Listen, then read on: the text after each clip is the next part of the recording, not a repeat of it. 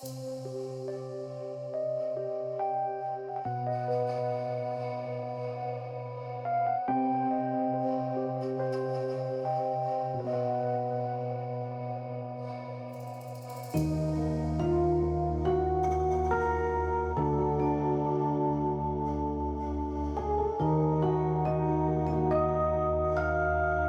happened over the course of 3 years and it is still ongoing. I'm honestly at my wit's end and need advice on what to do next. So I dated this guy, Marcus, for about 8 months back in 2022. Red flags were there from the beginning, but you know how it is. You ignore them because the person seems charming at first. He was overly possessive, constantly wanting to know where I was, who I was with, what I was doing. Classic controlling behaviour that escalated gradually. The breaking point came when he showed up at my workplace unannounced because I hadn't responded to his text for 2 hours. 2 hours. I was in back-to-back meetings and had my phone on silent. My co-workers were uncomfortable. My boss pulled me aside and I realised how embarrassing and inappropriate it was. I broke up with him that evening. That's when things got really weird. At first, it was the usual post-breakup nonsense. Endless texts apologising, begging for another chance. The whole "I can change" routine. I blocked his number after a week of this. Then he started calling from different numbers. Friends' phones, work phones, even what I'm pretty sure were burner phones. I'd answer thinking it was a legitimate call and hear his voice going, "Please just listen to me for 5 minutes." I blocked him on all social media, but he'd create new accounts. Fake profiles with generic names and stock photos, always managing to find me. The messages were always the same, "Just checking in, hope you're doing well, saw something that reminded me of you." Never anything directly threatening, which made it harder to report. Then he escalated to showing up places. My gym, my grocery store, the coffee shop I frequented, always with the same excuse. What a coincidence, I was just in the neighbourhood. But it happened too often to be coincidental. I started changing my routines, going to different places, but somehow he'd still find me. The creepiest incident happened about 6 months after the breakup. I was at a friend's birthday party at a restaurant across town, somewhere I'd never been before, in a neighbourhood I rarely visited. Halfway through dinner, I see Marcus walk in. He spots me immediately, comes over with this big smile like nothing's wrong and goes, "Hey, fancy seeing you here. Mind if I join?" My friends were stunned. I firmly told him no and asked him to leave. He got this look in his eyes, not angry, but hurt and confused, like I was being unreasonable. "I'm just trying to be friendly," he said. "We can't even be civil?" The manager had to escort him out after I explained the situation. That's when I realised he was tracking me somehow. I had my phone checked, no tracking apps. Changed all my passwords, enabled 2-factor authentication on everything. Started being more careful about location sharing and social media posts, but it continued. Last year, I moved to a different apartment across the city. Didn't tell anyone except my closest friends and family. 3 weeks later, there's a package at my door addressed to me with no return address. Inside was a houseplant, a succulent, with a note that said, "Congratulations on the new place. Hope you're settling in well. M." I called the police. They said since he wasn't making threats and hadn't physically harmed me, there wasn't much they could do. Keep documenting everything, they said. Get a restraining order if he contacts you directly again. But here's the thing, he's smart about it now. He never contacts me directly anymore. Instead, it's these weird indirect methods. Flowers delivered to my work with no card. Food delivery orders I didn't place. Always my favourite Thai food from when we dated. A gym membership renewal notice for a gym I'd never joined. But it was a gym where we used to work out together. 2 months ago, I started dating someone new, David, and we had been seeing each other for about 6 weeks when David got a Facebook message from a fake profile. The message contained photos of me from when me and Marcus and I were together, along with detailed stories about our relationships and warnings that I was unstable and manipulative. David showed me the messages and I had to explain the whole situation. Some of the photos were ones I'd never seen before.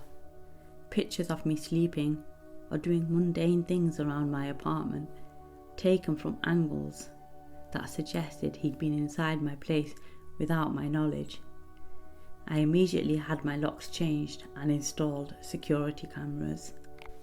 Just last week, my new neighbour mentioned that someone had been asking about me. Nice young man, said he was an old friend trying to reconnect. Asked about your schedule, when you usually come and go. She thankfully didn't give him any information, but the fact that he knows where I live now is terrifying. I've documented everything, but I feel helpless. The police say I need more concrete evidence of stalking behaviour. A restraining order requires knowing his current address, which I don't have. He's never actually threatened me, so legally I'm told there's limited recourse. I'm considering moving again, maybe even to a different state. But I shouldn't have to uproot my entire life because of this person's inability to accept that our relationship is over. Update. I'm meeting with a lawyer next week who specialises in stalking cases, and I'm going to start carrying pepper spray. I've also asked my building management to not give out any information about residents to anyone, regardless of their story. This is exhausting, but I won't let him control my life anymore.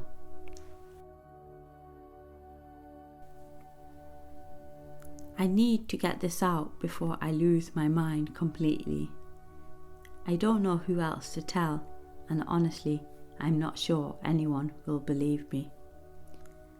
My ex-boyfriend Jake and I broke up 8 months ago after a 2-year relationship.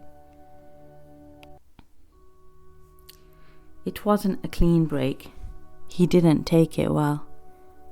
He kept insisting we were meant to be together and that I was making a huge mistake.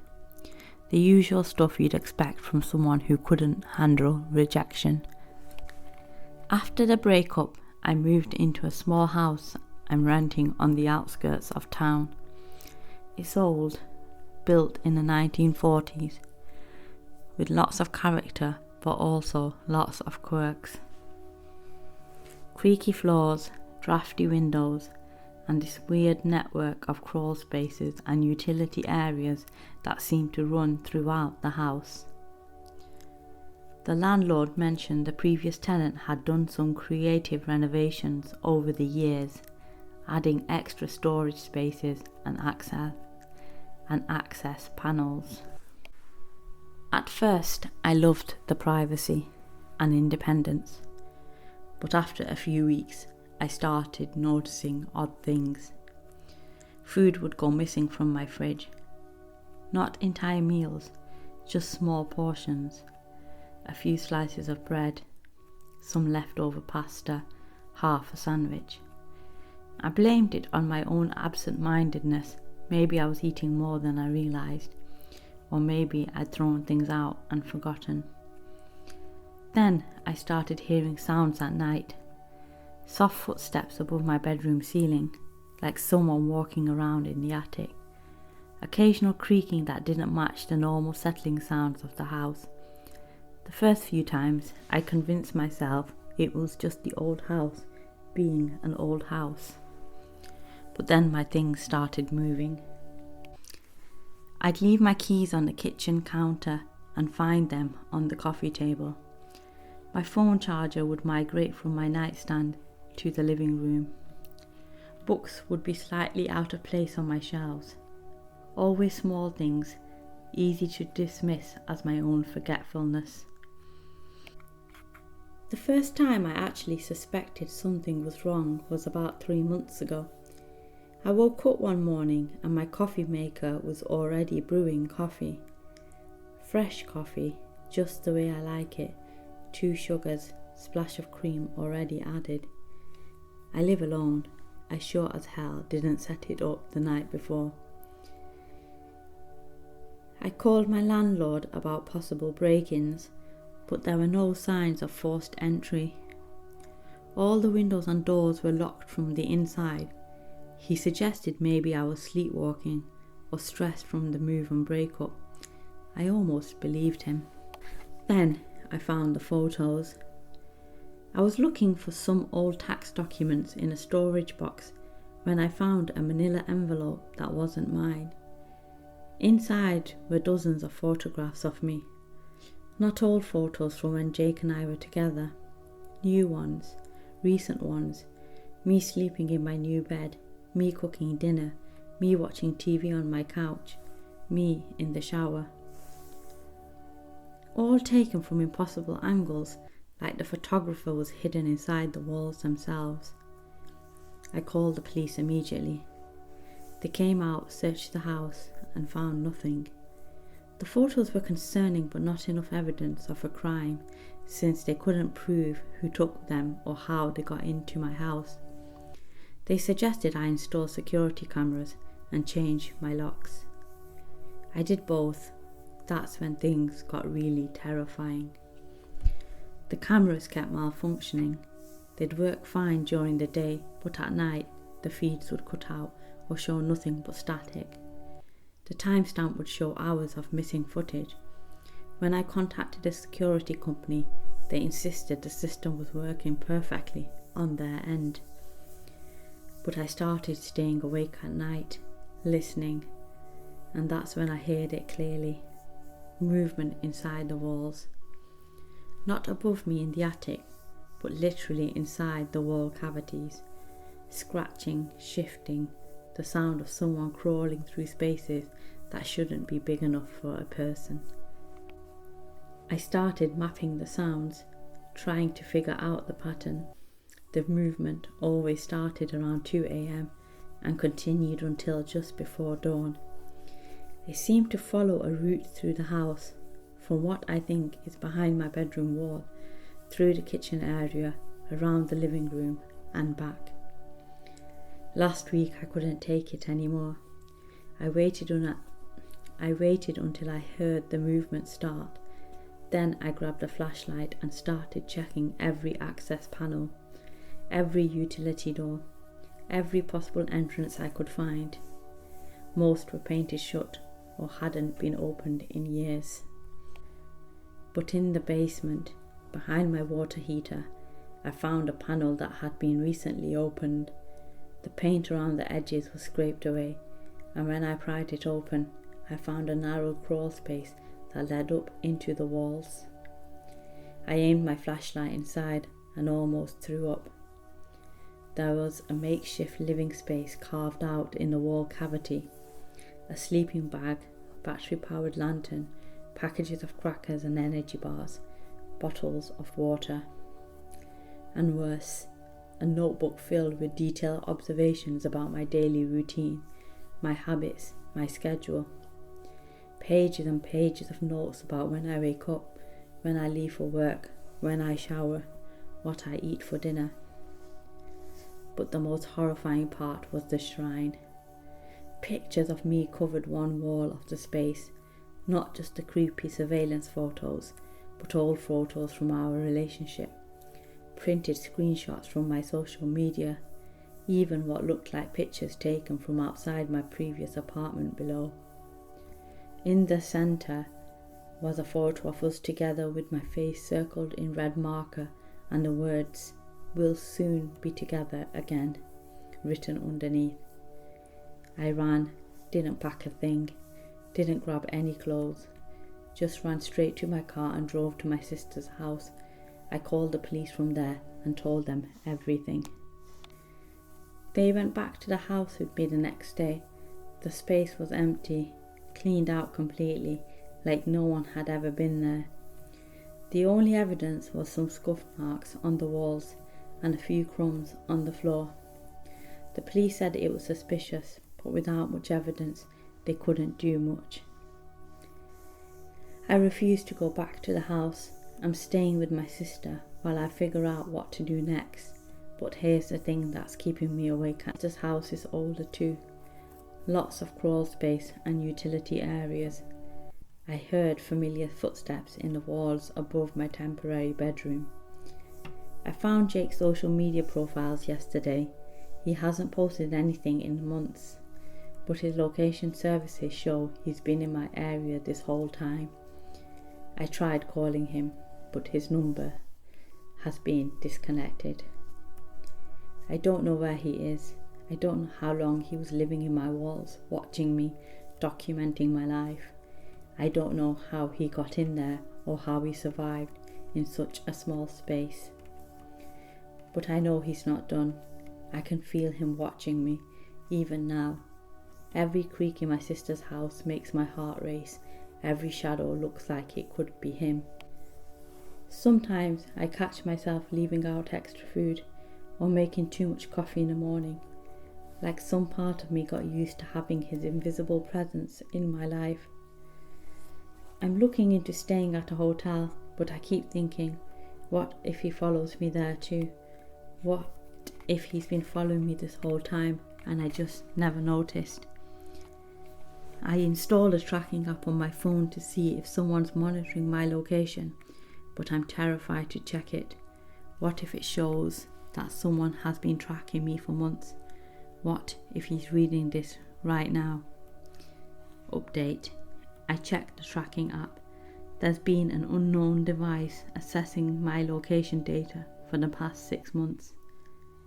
I'm going to the police station now. If anything happens to me, his name is Jake, and he's living in my walls. This is going to sound absolutely insane, but I need to get this out somewhere. I've been dealing with my psycho ex-girlfriend Lisa for over a year now, and it's gotten to the point where I'm genuinely fearing for my safety and the safety of people around me. We dated for about 10 months. She seemed normal at first, maybe a little clingy, but I thought it was sweet. The red flags started showing up around month 6. She'd get irrationally jealous if I talked to other women, even cashiers or waitresses. She started joking about us being together forever, how she'd never let me go, how she'd rather see me dead than with someone else. When I tried to break up with her last year, she completely lost it, screaming, throwing things, threatening to hurt herself. She kept saying I was abandoning her and that I was destroying her life. I tried to be gentle but firm, told her we could stay friends, that I cared about her, but the relationship wasn't working. That's when she started her campaign to convince everyone I was dead. It started small. She changed her social media relationship status to widowed and began posting these cryptic messages about grieving and missing her soulmate who was taken too soon. When mutual friends asked her about it, she'd get teary-eyed and say it was too painful to talk about. Then she kicked it up a notch. She created a fake obituary for me and posted it on one of those memorial websites. complete with the photos she'd taken of me sleeping, dates of birth and death, and a heartbreaking story about how I died in a car accident. She wrote herself as my devoted girlfriend and included details about a fake funeral service. Friends started reaching out to my family asking about my death. My mum called me in tears because someone had sent her a sympathy card. I had to spend hours explaining to people that I was very much alive. I confronted Sarah about it, but she just stared at me with this blank expression and said, "I don't know what you're talking about. You broke my heart so completely that the person I loved is dead to me." When I pointed out the literal obituary, she shrugged and said, "People grieve in different ways." But it got worse, so much worse. She started showing up at places I frequented, dressed in all black, carrying flowers. She'd sit in a corner of coffee shops or restaurants where I was eating and just stare at me. When staff or other customers asked if she was okay, she'd start crying and say she was visiting places that reminded her of her deceased boyfriend. She began leaving flowers and handwritten letters at my apartment door. The letters were addressed to "my dearest angel" and talked about how much she missed me in the afterlife and how she couldn't wait to join me soon. My landlord got so freaked out he threatened to evict me if the memorial shrine didn't stop appearing on his property. The breaking point came 6 months ago. I was on a date with a new girl, Emma, at a nice restaurant downtown. Halfway through dinner, Sarah appeared at our table, carrying a large framed photo of me and a bouquet of lilies. She set them down at the table and announced to the entire restaurant that she was celebrating what would have been her dead boyfriend's birthday. Emma was mortified. Other diners started staring and whispering. Lisa pulled out her phone and started playing what she claimed was our song, while crying loudly about how much she missed me. The manager had to call security to remove her. But here's the terrifying part. She looked directly at me during this whole scene and spoke about me in third person as if I wasn't sitting right there. "He was such a wonderful man," she sobbed to Emma. "I just know he's watching over us from heaven." I've tried everything. Restraining orders are complicated because she's technically not threatening me. She's just insisting I'm dead. The police say that unless she makes direct threats or attempts to harm me, there's not much they can do about someone being weird. She's gotten more creative lately. She started a grief support blog where she documents her journey through loss. She posts old photos of us with captions like, "2 years today, my darling took his last breath," and "some days the pain of losing him is unbearable." The blog has thousands of followers who send her sympathy messages. Last month, she somehow got my new phone number and started sending me text messages meant for heaven. Things like, "I know you're at peace, my love, and I'm being so strong, just like you would have wanted." When I replied asking her to stop, she responded, "I don't know who this is, but please don't use a dead man's phone number. It's very hurtful to his family." The worst part is that she started channeling me at social gatherings. Mutual friends tell me she'll suddenly go quiet, then start speaking in what she claims is my voice, delivering messages from beyond. She tells people things like, "I'm happy where I am now, and I want Lisa to move on and find love again," and then immediately breaks down crying and says she can never love anyone else. I'm running out of options. I've had to move twice, change jobs, and basically rebuild my entire social circle. She's managed to convince half our mutual friends that I'm either dead or that I'm some kind of imposter pretending to be her deceased boyfriend. Yesterday was the final straw. She showed up at my new workplace with a petition asking for donations to build a memorial bench in my honour at the local park. My boss pulled me aside asking if I had a twin brother who died because a grieving girlfriend was outside asking for money to commemorate my life. I'm seriously considering moving to another state and changing my name, but I have this horrible feeling that even then she'd just claim I was a ghost haunting her across state lines.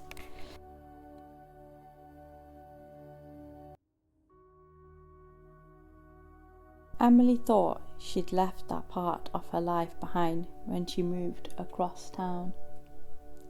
3 months of silence from Derek felt like freedom, like she could finally breathe again.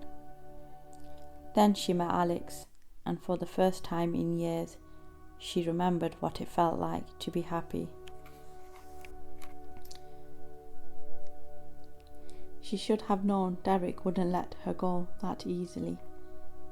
It started with flowers, a dozen black roses left on her car windshield with the note, "Congratulations on your new toy.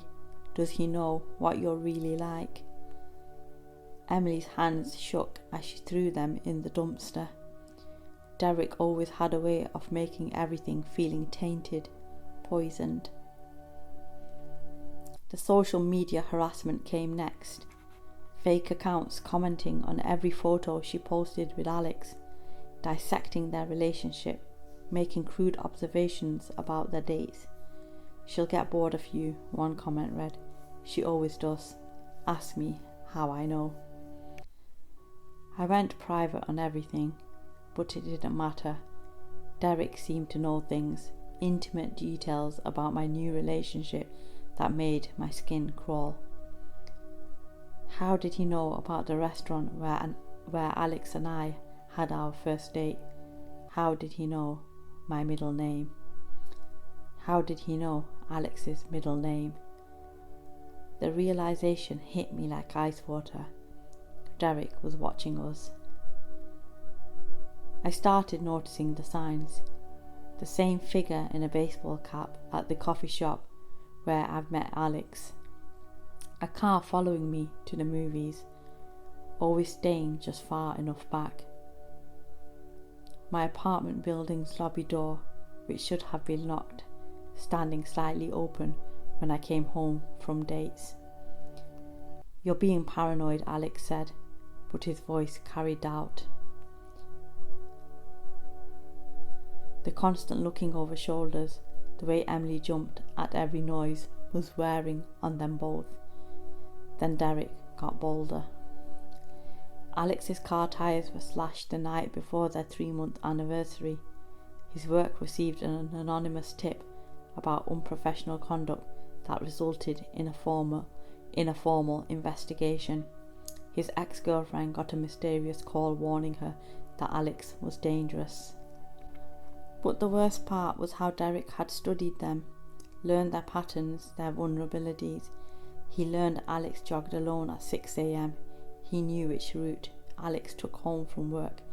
He knew Alex's mother's address. The messages became more frequent, more personal. "I know he stays over on Wednesdays. I know he leaves his bedroom window cracked. I know he sleeps like the dead." I felt Derek's presence everywhere, a malevolent shadow that had attached itself to my happiness. Every laugh with Alex felt borrowed, temporary. Every kiss felt watched, catalogued, stored away for Derek's twisted obsession. The breaking point came when Alex found a photo slipped under his apartment door. Dozens of pictures of him and Emily together, but in each one, Emily's face had been carefully cut out and replaced with all photos of Derek. Their romantic dinner became Derek and Alex. Their walk in the park became Derek and Alex. Their embrace became Derek and Alex. On the back of each photo, the same message in Derek's handwriting: "Soon."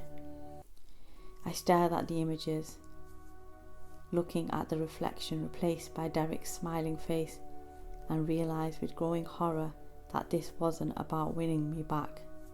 This was about erasing me entirely. making me disappear from my own life until only Derek remained. The phone rang, Alex's number, but Derek's voice. "He's not coming home tonight, Emily, but don't worry, I'll take very good care of what's yours." Through the window, I could see a figure standing under the streetlight, waving Alex's phone in the air like a trophy. My blood turned to ice. I'd spent too long running, too long letting Derek control my life through fear. I rang 911 first, giving them Alex's address and Derek's description. Then I grabbed my keys and pepper spray. The drive to Alex's apartment felt endless. Police sirens wailed in the distance as I pulled up to find Derek's car in a parking lot, Alex's front door standing open like a mouth. "Derek," I screamed from the doorway. "It's me you want, let him go." Derek emerged from the bedroom, Alex's phone still in his hand, smiling that same possessive smile she remembered. "Emily, I knew you'd come." "The police are already here," I lied, hearing footsteps on the stairs behind. "It's over." Derek's face twisted with rage, but before he could move, actual police officers appeared in the hallway. Emily had never been so relieved to hear someone shout, "Freeze!" They found Alex tied up but unharmed in the bedroom closet.